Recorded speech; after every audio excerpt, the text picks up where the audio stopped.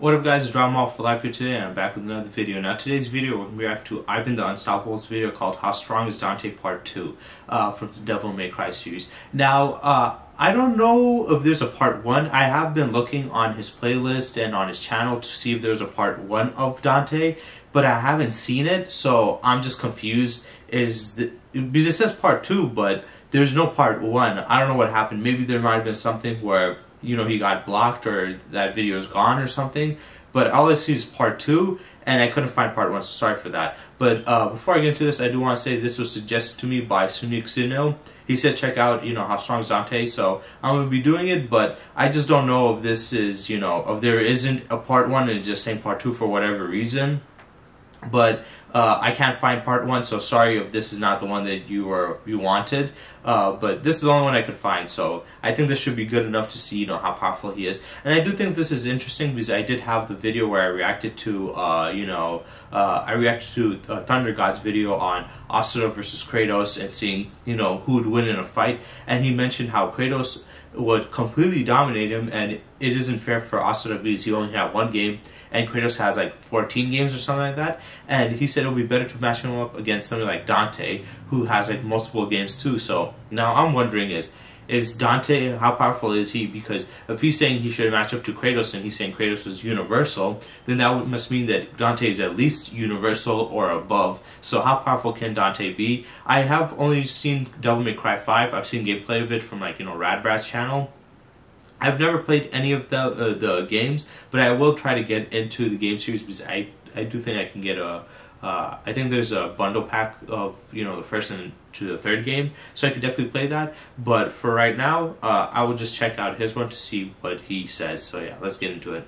Dante has a long assortment of weapons. He can even charge the shotgun with his demon energy. These ain't normal bullets coming at you, energy-infused bullets. He is a great swordsman. He can throw the sword at you, so the sword can even transform. She on some stabby stuff. Use nunchucks made out of ice. It's even turned into a staff like on some Gambit stuff. Even can use electricity on top of it. Yes, that's right, electricity, fire, and ice, all the major stuff. Then he can fight you with like a literal motorcycle. Probably one of my favorite weapons. It's like you can tell these are really stagger heavy. The weapons that he uses to literally box you up. Just forget the weapons. Let me just box you up and piece you up. He's just skilled with his hand. Just straight power. Kind of reminds me of how a boxer be dodging while he's boxing you up. You know what I mean? Dante from Devil May Cry is the son of the legendary demon slayer known as Sparta himself, which is why Dante's so strong in his crazy genetics, because he's part demon as well. Dante also has a brother named Virgil who's top tier just like him. While it is true that Sparta became a legend 2,000 years ago, defeating the forces of hell and defeating its army and its ruler, he created a seal to block off hell from the human realm. He was the most powerful demon to ever live. Dante's one of those characters where he has gotten stronger throughout his series as it went by. That goes from his base form being stronger and then getting literally new transformations. Like right here, for example, he's the youngest in the timeline, and right here he's technically the oldest in the timeline. He has two different modes, channeling the energy from himself to his actual guns. In this particular game, he actually got a power of absorbing the actual Sparta itself, the legendary sword Sparta from his dad. And when I say he absorbed this actual devil sword Sparta, no, he literally actually, by using a piece of the broken rebellion and stabbed himself with it, the literal sword, thanks to him stabbing himself, the Yamato can separate man from devil. Then what about the rebellion sword he's had all these years? Doing this actually made his base form stronger, made his devil trigger form stronger, and then gave him a new form on top of it. So he's vastly stronger than he was even in his base state. So it's not a simple, oh, he just got a new transformation. No, if there was some time travel stuff and a young version of his base state was to fight the new version of his base state after absorbing the Sparta into his system, this would be leagues above this one. Not only did he get stronger from age and stuff and adventures, but he literally got a power up in his base and got new transformations on top of it. This is basically a Super Saiyan transformation. Part of this could be simple game mechanic logic, but his devil trigger evidently makes him 2 times as fast. I guess that's his multiplier for speed. And then if he wants to go Super Saiyan 2, then Dante will bring out this form. You must be a real challenging foe if he brings this out at this point. In this state, he can literally overpower Urizen's arms just on a whole nother level than Urizen at this point. Can literally fly at high speed. I create an explosion inside of the enemy in this Sin Devil Trigger state. Fire a whole bunch of projectiles of energy projection. One of his other modes you don't really see as much called Dreadnought. I don't know if the writers have forgot about this, but he's been shown to have some form of telekinesis, which just stop the motorcycle. Or how he can just pull his sword back to him. Like, bruh. And how he deflected an energy blast here.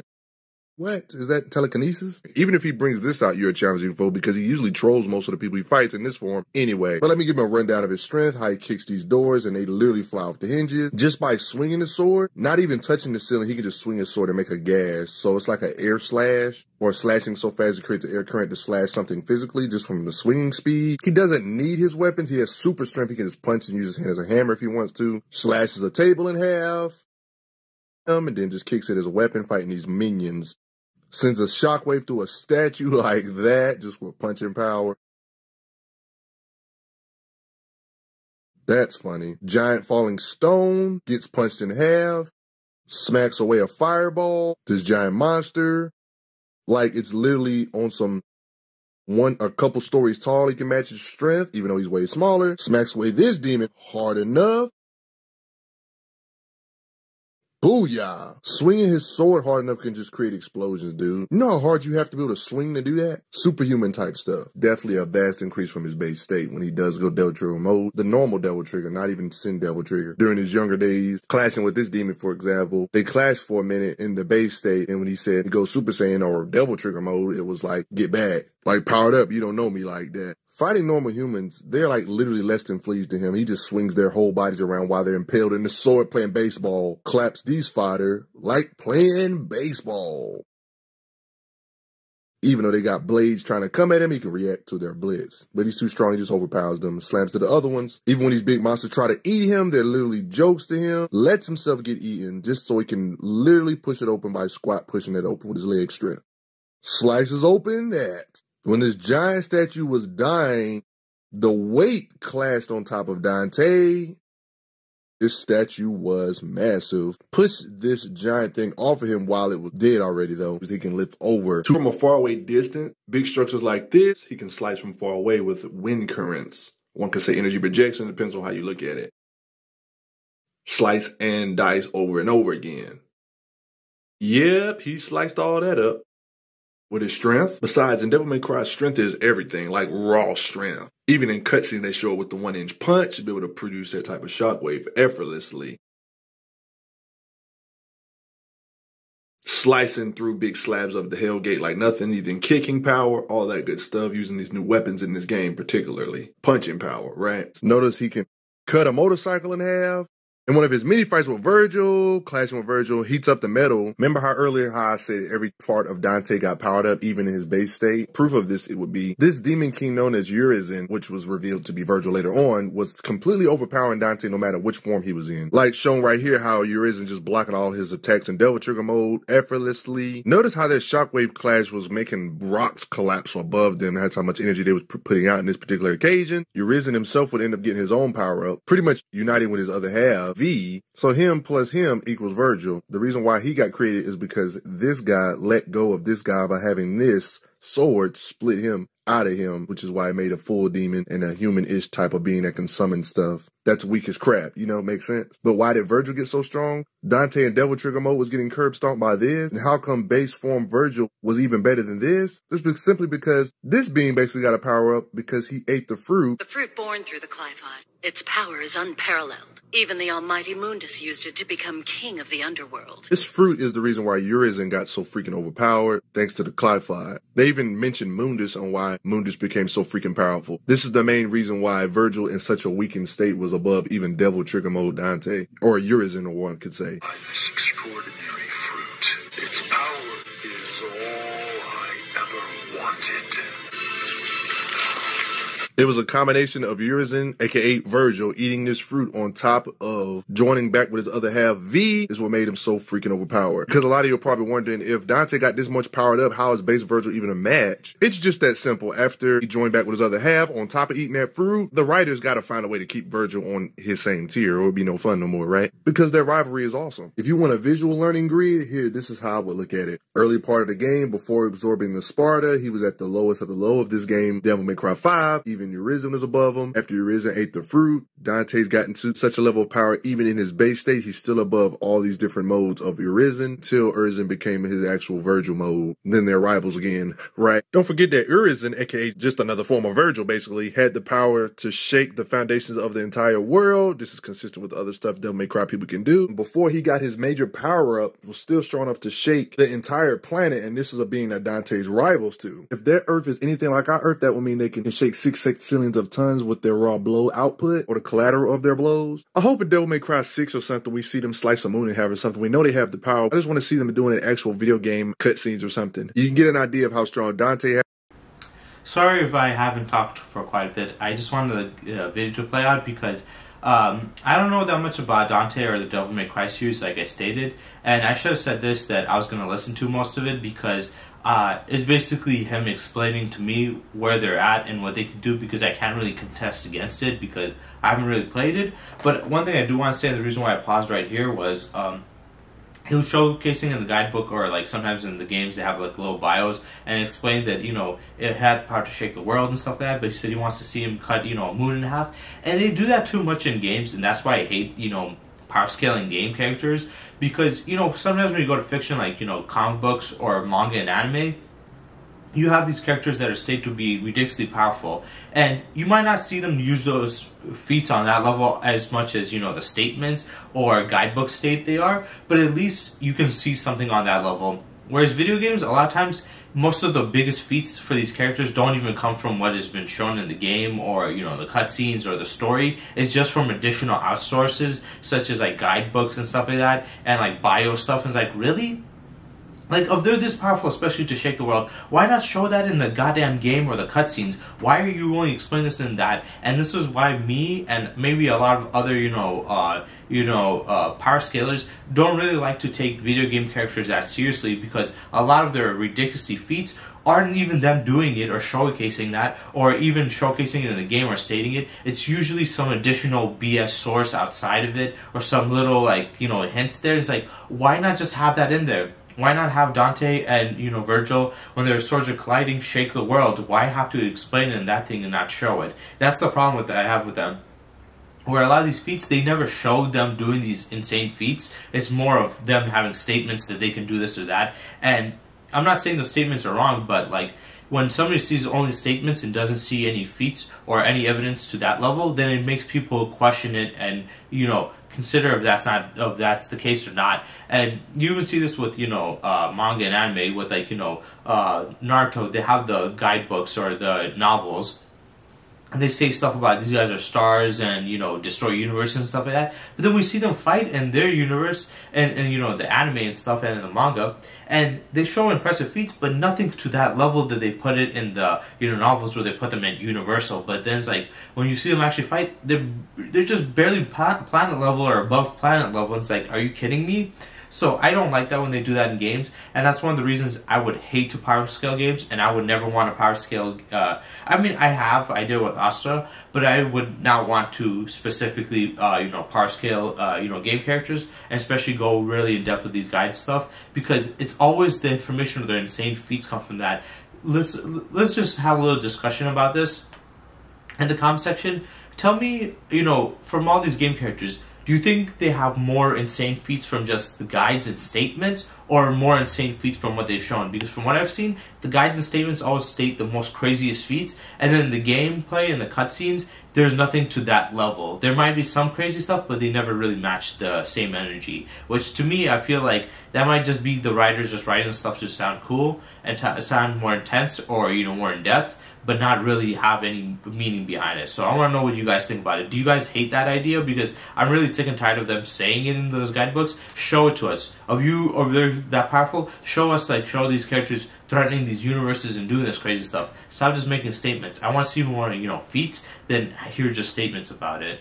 Has to be, because normal old weakling behind demons can do this to cars, for example. And these are considered the super mega lightweight demons. Even these featherweight demons Modern weapons are even nothing compared to these beings, not even the military weapons, and these are the joke ones. Let's analyze all the demons that Dante is stronger than, then you can get an idea of how strong he is because he's considered like at the top of the food chain. Demons like Blitz, for example, he's faster and stronger than because he literally fought him, and this being can attack with natural lightning. Is a lightning level fast being, he can react, combat this being. The speed doesn't seem to be an issue for him, letting you know that Dante has to be at least as quick as lightning in the narrative and the lore. Even in the cutscenes, it's implied how he moves, just like that. Dante has no problem reacting to him mid-blitz, even though it's pretty quick though.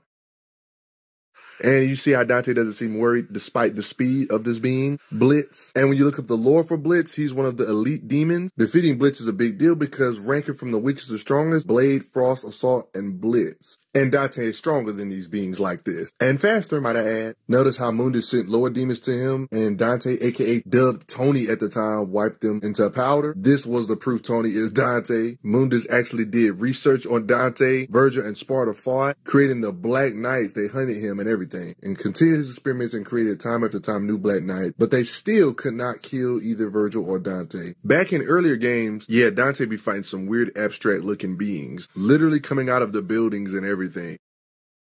Can fire blasts like that way before he reached his prime power. Not to mention there are giantly massive beings he always fights. Dante is stronger than Hell Vanguard. Even inhabitants of Netherworld fear him. Dante treats these beings like they're literally jokes in comparison to him.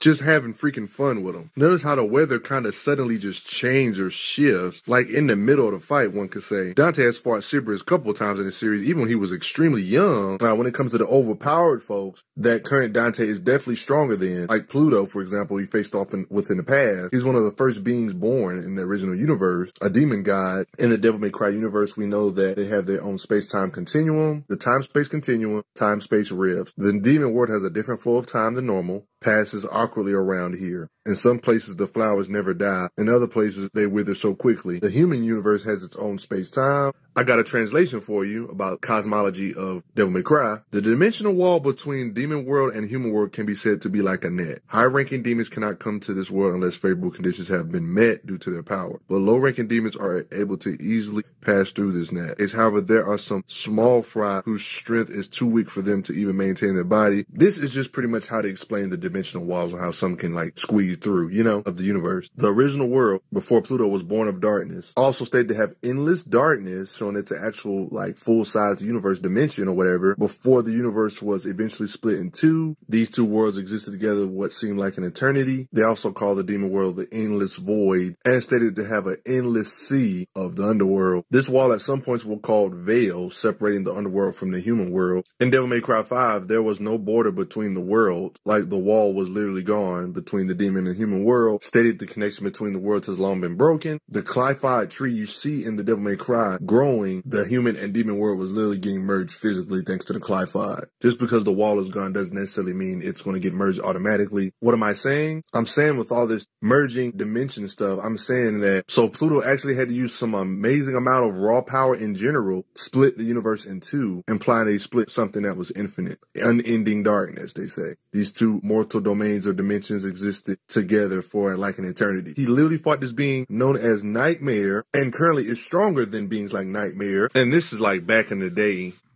He's way stronger than this now. Yes, this same Nightmare that appeared in Devil May Cry 5, so strong. Nightmare, it was like in a different language. This being translated, I got the translation for you right here, talking about how strong Nightmare actually was. This was an evil killing machine, a biological weapon of the demon world. The demon emperor completed with his heart and soul, completed for the purpose of killing an adversary that even the creator did not anticipate what was created, becoming a dangerous existence who could play a role in the stability of the demon world if its powers were to be released indefinitely. Nightmare is so powerful, it created a different world inside of it, which could be called subspace. The fact it was stated that he could play a role in the stability of the demon world or realm or universe, basically, letting you know that he's a threat to the dimension. I got another translation for Nightmare to prove his power even more. Repeatedly stated that his power could destroy the demon world. The demon emperor feared it. Was created as a weapon without a wheel. Got another translation for you. He created a powerful weapon that even he feared, one that could destroy his own kingdom. He could effortlessly lift the entire structure of the underworld or destroy it. Only a being comparable to her creator could surpass his strength.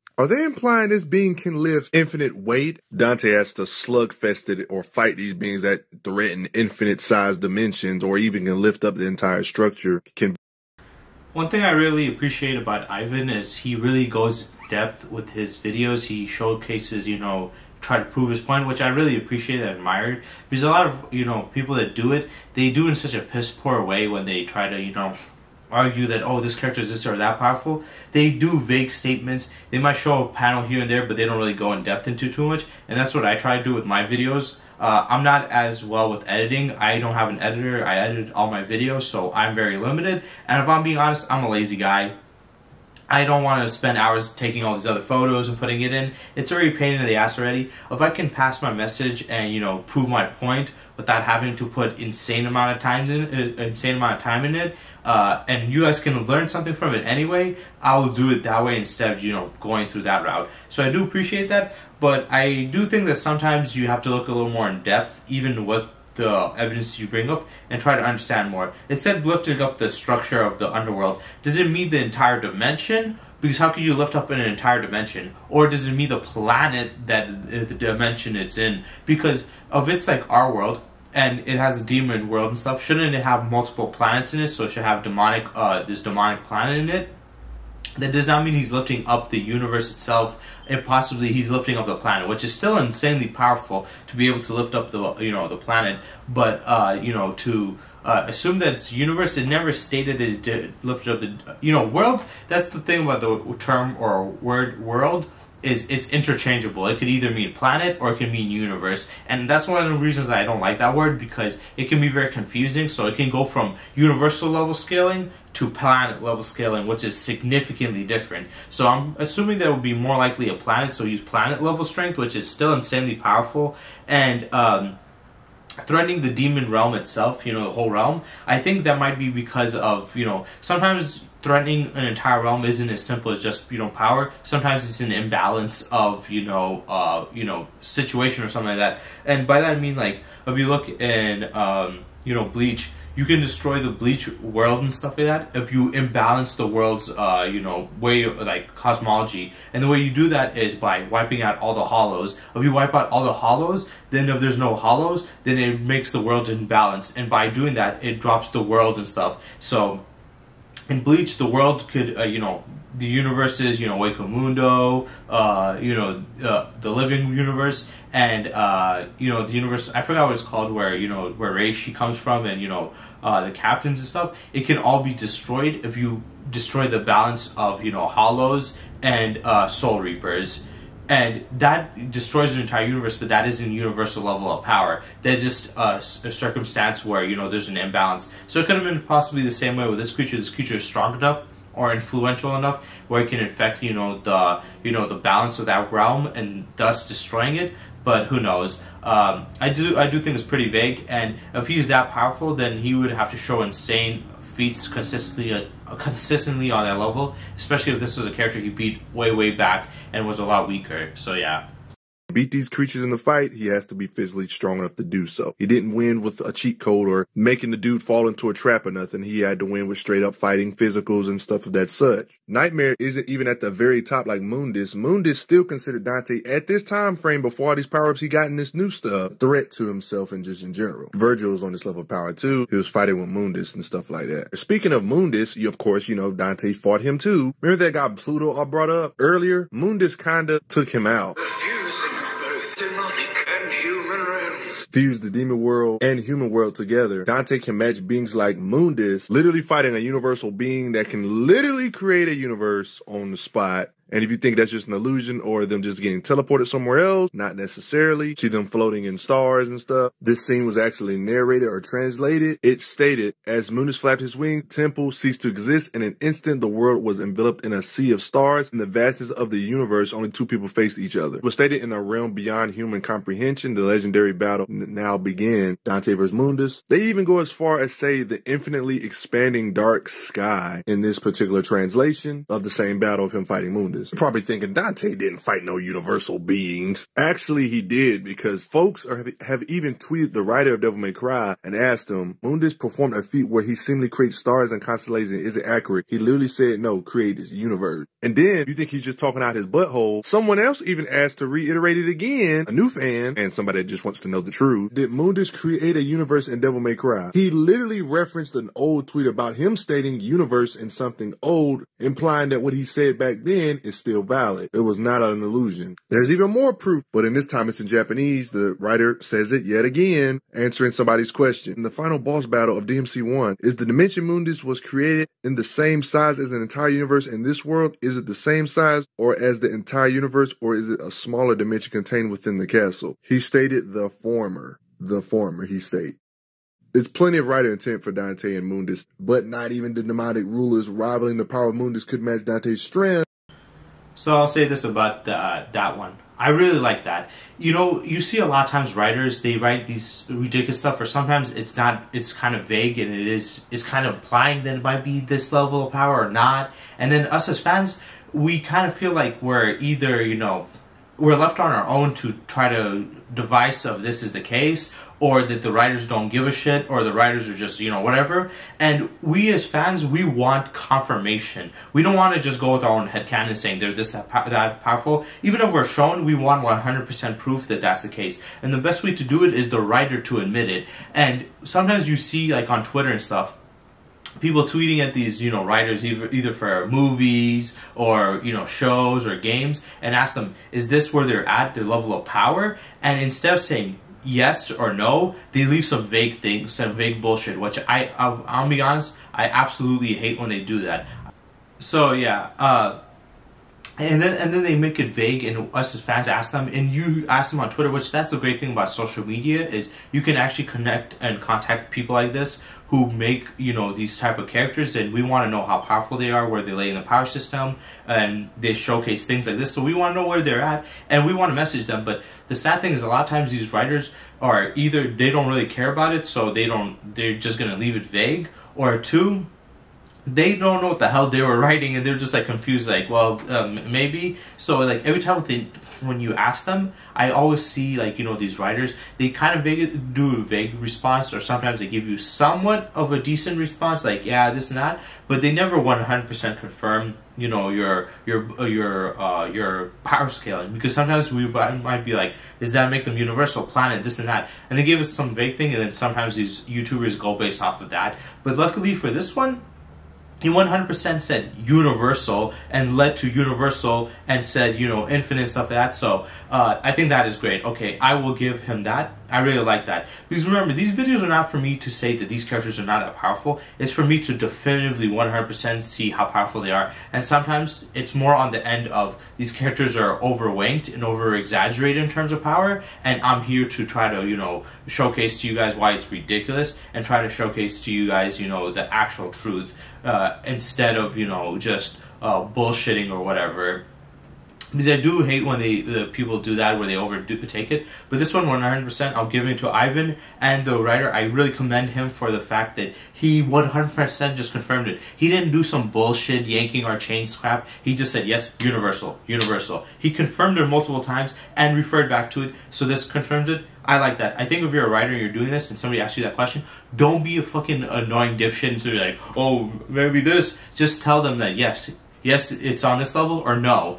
Don't do that other way. I hate that way so much. It's so annoying.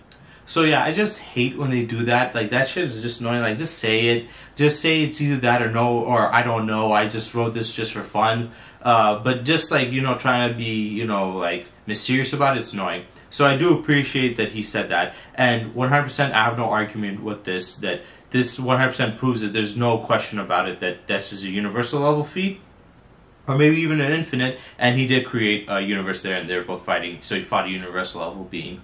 Current Dante is more powerful than beings from the past, like Argo Sax. Argo Sax can cause the human world and demon dimension to fuse together. It was basically about to turn the universe to its original state. It is already eventually revert to its original form. They were once one realm, yeah, so he was trying to do the same thing again. The fact that Argo Sax is a top tier, Dante's a top tier, and he can move the moon when his powers were unleashed, it's considered a low-end feat. There's beings in this universe that can lift up entire dimensions. Since he's stronger than beings that can lift up entire dimensions, this also proves that he can lift up planets or move planets. One could say he can lift or move quintillions of tons because the moon weighs that much. But this is like one of the lower ends. All this stuff I stated about Argo Sax, Dante forced back Mundus himself lets you know that the power difference, that Argo Sax was nothing special. So definitely Dante's above Argo Sax, no matter what. I understand that some folks try to say, what if they're not talking about strength in the traditional sense with all this absurd stuff I've shown you from Dante? What if they're talking about, oh, because of their sword skills, the weapon power and stuff like that? I think Nero said it best. I hate myself for not having enough strength.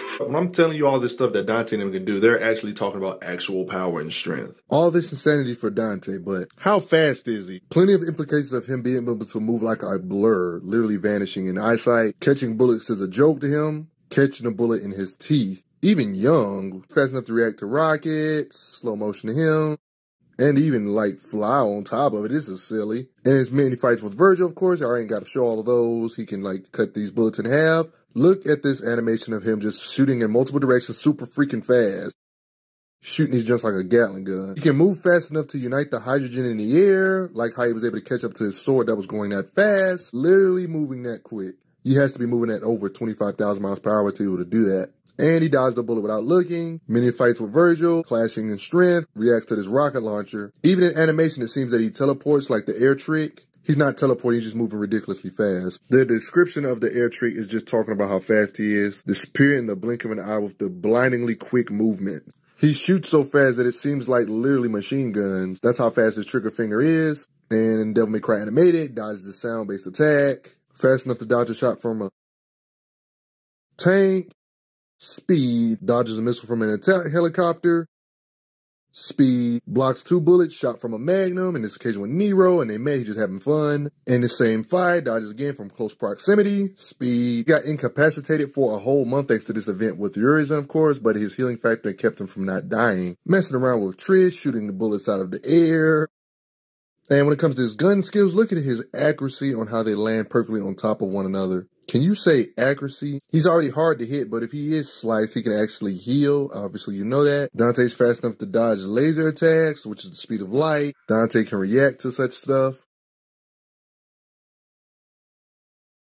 because of fighting speed. Dante's speed could be considered incalculable at the time because think about it, he's above beings like Pluto. And Dante's also fast enough to redirect his particle beam, which is light speed at least, because it's a literal being. I got more translations for you talking about Pluto's speed. It allows him to travel and bypass the dimensional axis of the time stream, giving the illusion of teleportation to the naked eye. Part of this could be simple game mechanic logic, but his devil trigger evidently makes him 2 times as fast. I guess that's his multiplier for speed. Can we respect the speed that he blitzed Argo Sax with? Somebody he's superior to, I already mentioned in his video, can't even seem to track his movement. That's how fast Dante is moving, like seems to be invisible to him. Speed-wise, to your face. Can booyah. When it comes to his speed in general, after his many adventures, gaining different abilities over the years, even while young, during his earliest days, gained an ability known as Quicksilver, which literally gives him incredible fighting speed because it can literally make him freeze stuff in time. While he still can move, one can make an argument that Dante has infinite speed thanks to stuff like this, because if you can move while time is completely frozen, that's literally infinite speed, isn't it? The only main argument you can make is that he can't spam Quicksilver, I guess, the entire time, I guess. Incredible fighting speed regardless, right? You can notice even in the cutscenes when he's in Devil Trigger form, his healing factor is even faster. Literally has full-blown energy projection. He can use his energy projection in his pistols. He ain't just shooting you a normal bullet. It literally shows it during the cutscene here. Allows him to slow down time. Broken is an old game. Doppelganger style. Cloning himself. Respect it. And he just had a lot of different weapons over the year. But for the most part, that's just about going to do it, everybody. So that was Ivan the Unstoppable's video about how strong is, Dante Part 2. I think it just says Part 2, but there was no Part 1. The video was interesting. I think he went very well in depth with it. I do appreciate it, how hard he does, he works on these videos. I also do like how the writer came out, straightforward, just said, hey, yep. These characters are, what's the thing called? It's a universal level thing, so I do appreciate that. Though I was hoping he was going to have more universal feats in it, but whatever. When it came to his strength, that's what he mostly focused on. He didn't focus on any hacks abilities or speed or durability Maybe for durability, you can say, well, if he's that strong to, you know, dish out that much damage and fight opponents that can dish damage back out to him, so he might be durable to that level. But I would still appreciate to have more feats showcasing his own durability. But speed alone, the speed, the highest he put it is light speed, which it would to be expected. I mean, if he's a universal level being and he's like at the speed of sound, he's like, that does not make any sense.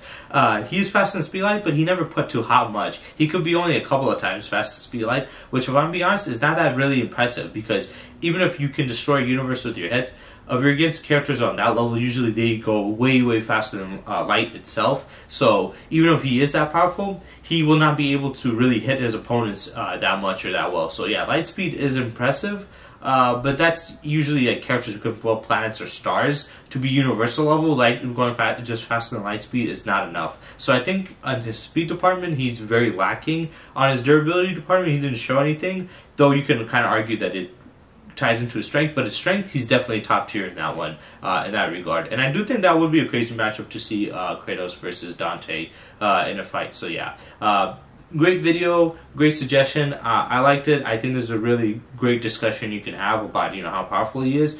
Still, I hope you guys enjoyed this video, and stay tuned for next time.